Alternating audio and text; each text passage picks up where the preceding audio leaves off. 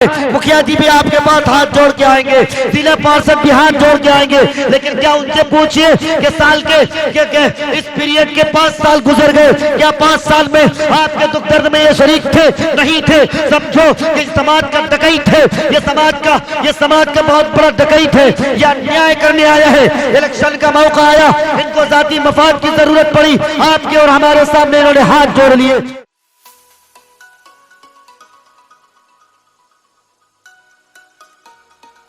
بھائیو، ہمارے اور آپ کے سامنے قرآن کریم جیسے معجزہ والی کتاب ہے، اور رسول اکرم صلی اللہ علیہ وسلم جیسے میسنجر جو پوری دنیا کے لیے ہدایت بنا کر بھیجے گئے۔ میں نے قرآن کریم کی ایک آیت تلاوت کی ہے، وہ صرف اس لیے تلاوت کی ہے تاکہ آپ کو قیامت کی ہولناکی بتا سکوں، آپ کو قیامت کے مناظر بتا سکوں، پھر اس دنیا میں جو آپ کی اتنی دلچسپی ہوئی ہے، پھر اس دنیا کے ہنسی مناظر میں جو آپ کھوئے ہوئے ہیں، اس دنیا کے ہنسی مناظر سے نکل کر واقعی اللہ کا ڈر آپ کے دل میں ہونا چاہیے۔ ہمارے اور آپ سے ایک جو سب سے بڑی غلطی ہوتی ہے، وہ غلطی یہ ہے ہم نے خدمت خلق کو بہت پیچھے چھوڑ دیا ہے۔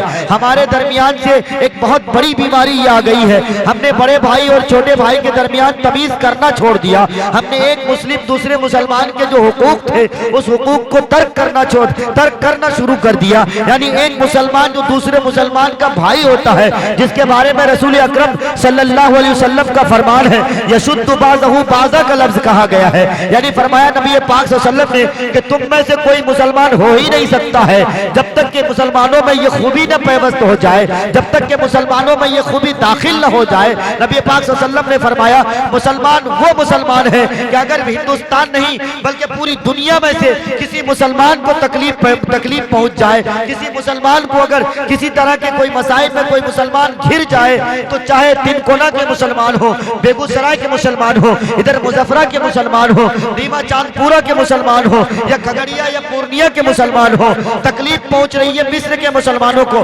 لیکن ایمان کا تقاضا یہ ہے، ایمان کی روشنی یہ ہے، ایمان کی حلاوت یہ ہے کہ مصر کے مسلمان کو تکلیف ہوئی، ادھر تنکونیا والے مسلمان بھی اس کی تکلیف میں برابر کے شریک ہو جائے، مظفرہ کے لوگ بھی اس کی تکلیف میں برابر کے شریک ہو جائے، ادھر نیما چاند پورا کے لوگ۔ حاصل کلام یہ ہے کہ ایک مسلمان کو تکلیف پہنچے، پوری دنیا کے مسلمان اس کی تکلیف میں برابر کا شریک ہو جائے۔ اگر ایسا ہے، اگر مسلمانوں میں یہ صفت پائی جاتی ہے، اگر مسلمان اس خوبی کا مصداق ہے، تو سمجھو کہ آپ مسلمان ہو۔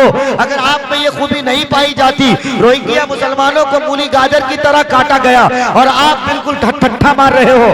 ہماری نوجوان نسلیں موبائل میں غلط چیزیں دیکھ رہی ہیں، لیکن روہنگیا مسلمانوں کے بارے میں سوچتی نہیں، ان کے بارے میں اللہ سے آنسو نہیں باتے۔ تو یاد رکھنا آج روہنگیا مسلمانوں کی باری ہے، کل ہماری بھی باری ہوگی۔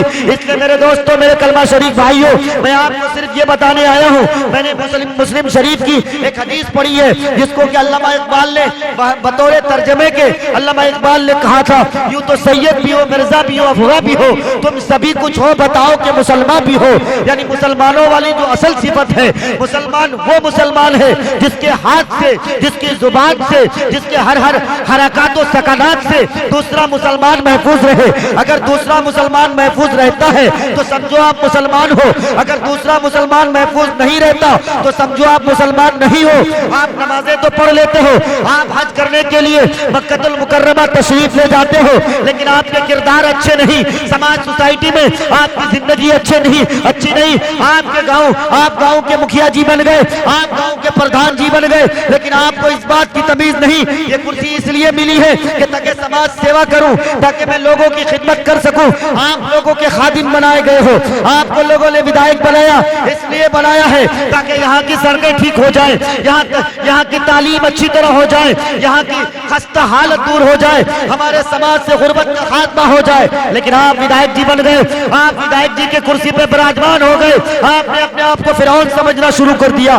آپ نے یہ سمجھا کہ اب غریبوں کی دولت پر ہماری بھیٹ چڑھے گی، آپ نے یہ سمجھنا شروع کر دیا گاؤں کا پردھان بنا دیا گیا, گاؤں کا مکھیا بنا دیا گیا, اب میں تو وقت کا فرعون بن گیا. یاد رکھنا میرے دوستو, میرے کلمہ شریک بھائیو, قرآن کریم میں کہا گیا فَمَن يَعْمَلْ مِثْقَالَ ذَرَّةٍ خَيْرًا يَرَهُ وَمَن يَعْمَلْ مِثْقَالَ ذَرَّةٍ خَيْرًا يَرَهُ. مکھیا جی بھی کان کھول کے سن لیں, سرپنچ صاحب بھی کان کھول کے سن لیں, اور ضلع پارشد بھی کان کھول کے سن لیں. الیکشن ہے, مکھیا جی بھی آپ کے پاس ہاتھ جوڑ کے آئیں گے, ضلع پارشد بھی ہاتھ جوڑ کے آئیں گے, لیکن کیا ان سے پوچھئے کہ سال کے اس پیریڈ کے 5 سال گزر گئے, کیا 5 سال میں آپ کے دکھ درد میں یہ شریک تھے؟ نہیں تھے. سمجھو کہ سماج کا ڈکئی تھے, یہ سماج کا بہت بڑا ڈکئی تھے, یا نیائے کرنے آیا ہے. الیکشن کا موقع آیا, ان کو ذاتی مفاد کی ضرورت پڑی, آپ کے اور ہمارے سامنے انہوں نے ہاتھ جوڑ لیے. اس لیے میرے دوستوں, میرے کلمہ شریک بھائیوں, میں آپ کو صرف بتلانے یہ آیا ہوں, آج پوری دنیا کے مسلمانوں کی حالت اس قدر بری ہو گئی ہے کہ مسلمانوں تم متحد ہو جاؤ. مسلمانوں تم ایسے قائد, ایسے رہبر کا انتخاب کرو کہ جس میں دینداری پیوست ہو. مسلمانوں تم ایسے رہبر کا انتخاب کرو جس رہبر کے اندر, چاہے میرا غیر مسلم بھائی کیوں نہ ہو, میں آپ کو یہ بتانے نہیں آیا ہوں کہ غیر مسلموں سے نفرت کرو.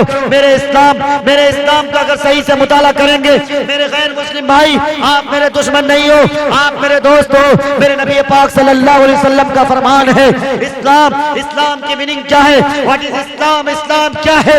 اسلام امن و آشتی کا نام ہے, اسلام سلامتی کا نام ہے, اسلام بھائی چارگی کا نام ہے. اسلام نام اس بات کا ہے کہ اگر تمہارا پڑوسی یہودی کیوں نہ ہو, اگر تمہارا پڑوسی مجوسی کیوں نہ ہو, اگر تمہارا پڑوسی ہندو دھرم کے ماننے والے کیوں نہ ہو, اگر تمہارا پڑوسی سکھ بھائی کیوں نہ ہو, اس پڑوسی کے ساتھ اس نے سلوک کرنا, یہ تمہیں اسلام مذہب سکھاتا ہے. کس نے سکھایا؟ ہمارا اسلام نے سکھایا, ہمارے پروفیٹ کے یہی طور طریقے رہے ہیں.